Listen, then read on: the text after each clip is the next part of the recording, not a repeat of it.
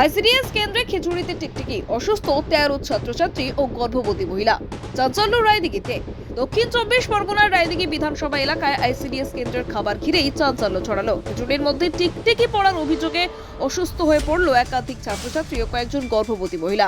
ঘটনাটি ঘটেছে মথুরাপুর 2 নম্বর ব্লকের নগেন্দ্রপুর উত্তরপাড়া এলাকার আনোয়ার হোসেন মণ্ডল আইসিডিএস কেন্দ্রে।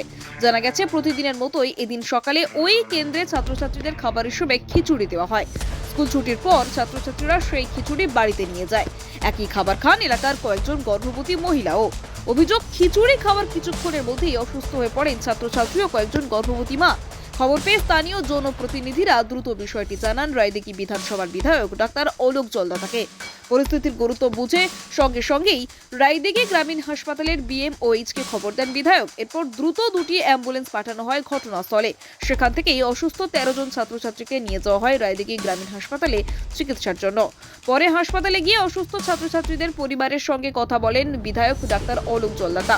তিনি পরিবারগুলোকে আশ্বাস করে বলেন, বিষয়টির গুরুত্ব দিয়ে দেখা হবে এবং যাতে ভবিষ্যতে এমন ঘটনা আর না ঘটে সেই বিষয়ে সংশ্লিষ্ট কর্তৃপক্ষকে জানানো হবে। এদিকে ঘটনার পর আইসিডিএস কেন্দ্রের 3 জন সুপারভাইজার সেখানে পৌঁছে তদন্ত শুরু করেন। প্রাথমিকভাবে ওই কেন্দ্রের 2 কর্মীকে শোকজ করা হয়েছে বলেও জানানো হয়েছে। ঘটনা ঘিরে এলাকায় তীব্র চাঞ্চল্য ছড়িয়েছে। প্রশ্ন উঠছে শিশু ও গর্ভবতী মায়েদের জন্য দেওয়া খাবারের মান নিয়ে। এখন দেখার তদন্তে ঠিক কি উঠে আসে। রায়দিঘি থেকে রাকেশ শেখের রিপোর্ট, ডিএন নিউজ বাংলা। খিচুড়ি স্কুল থেকে খিচুড়ি এনেছি, আনলে ওর বাবা খাওয়াচ্ছে, দেখেছি টিকটিকে। ওর বাবা বললো আর খাবো নি, দিদিমণি আছে কি দেখ। দিদিমণি আছে কি দেখ, এসেছি, এসে দেখি না দিদিমণি দেখা পাই। খিচুড়ি থেকে আমরা বাচ্চাদের খিচুড়ি নিয়ে গিয়ে বাচ্চাদের অনেক বাচ্চা খেয়েছে, আর অনেক বাচ্চা খেতে বাকি আছে। খাওয়াতে গিয়ে দেখেছি একটা বড় টিকটিকে পড়েছে। তারপর কি অসুবিধা হচ্ছে এখন? তারপরে বাচ্চাদের অঙ্গনারী আসি দিদিমণিকে ডাকা হলো। দিদিমণি বলছে যে ও পড়তেই পারে বলে করে থানা থেকে পুলিশ গিয়েছিল। যাওয়ার পরে সব বাচ্চাদের পেটের যন্ত্রণা হচ্ছে, আর বাচ্চারা অনেক বাচ্চা বমি করছে। কতগুলো বাচ্চাদের হবে? আর নিয়ে আসতে চান?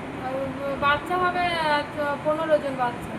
ঘটনা বলতে আমার নগেন্দ্রপুর উত্তরপাড়ায় 195 সেন্টার প্রতিদিনের মতো যেভাবে খিচুড়ি বাচ্চাদের প্রদান করা হয় সেইভাবে দেওয়া হয়েছিল। ছেলেরা স্কুলে গিয়েছিল, কিন্তু খিচুড়ি খাওয়ার পর দেখা যাচ্ছে কিছু ছেলে অসুস্থ হয়ে পড়ে।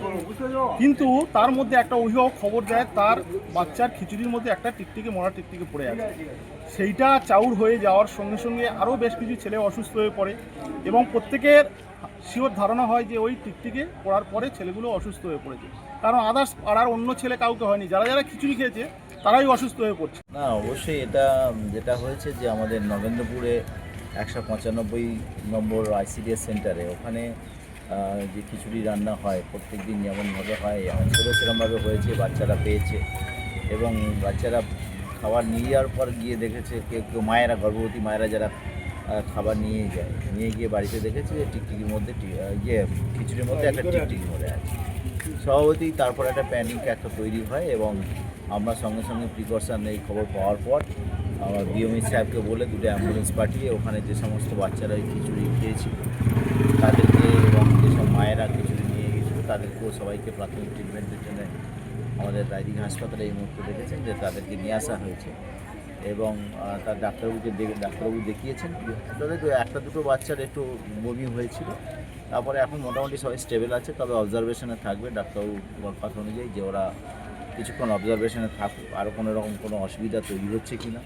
যেমন অসুবিধা যদি তৈরি হয় তাহলে সিমটোমেটিক ট্রিটমেন্ট হবে, নাহলে অবজারভেশন থাকার পর যদি দেখা যায় সবাই সুস্থ আছে তাহলে সেই অনুযায়ী তাদেরকে আবার ডিসচার্জ করে দেয়।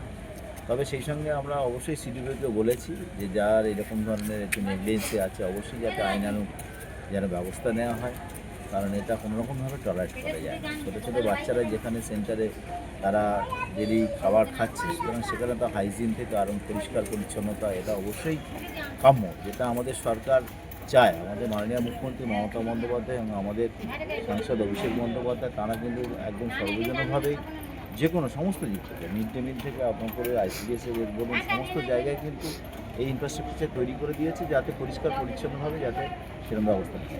এবার থেকে সিডিপিও সাহেবকেও জানানো হয়েছে যাতে সেটা সেরকম